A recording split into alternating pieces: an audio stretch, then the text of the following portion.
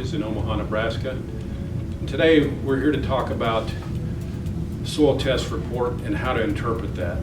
We'd like to do a series of videos going over the soil report and maybe assist our clients with interpreting those results. With me today is Joe Sisco.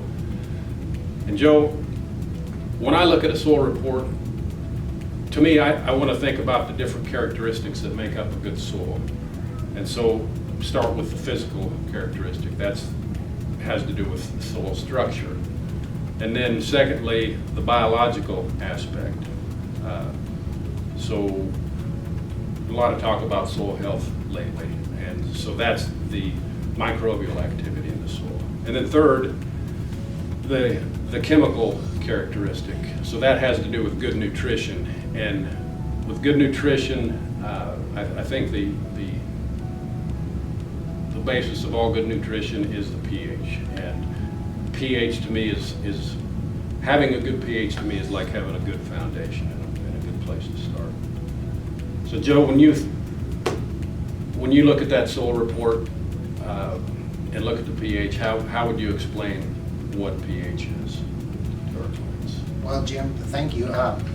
The pH to me is a level of whether the soil is acid or alkaline, and soils today we'd like to have a 7, a near neutral, but in corn and soybean country we could deal with a slightly acidic soil, meaning a 6.2 to a 6.5.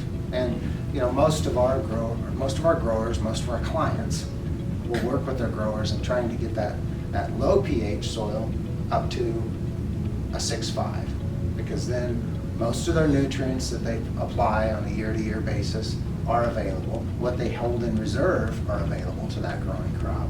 So when I think of an acidic soil, I want to move that up to a near 6.5.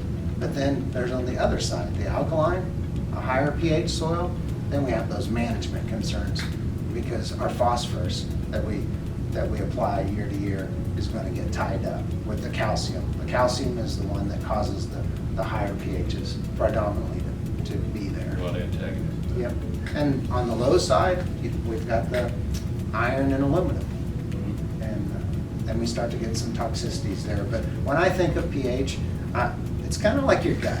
If your pH is off, yep, all of a sudden you're not feeling so good. That's right. And your soil is a living organism, and it's an environment for a lot of living organisms, but you're also putting corn and soybeans, alfalfa, wheat out there. You're wanting that soil to produce and perform as best as it can, so you want to get that pH right.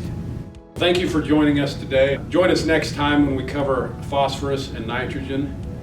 If there's a need to get in touch with Joe or I, we'll put up our contact information. And please take the time to visit our website. And if you haven't registered to use the portal, there's a lot of valuable tools on that.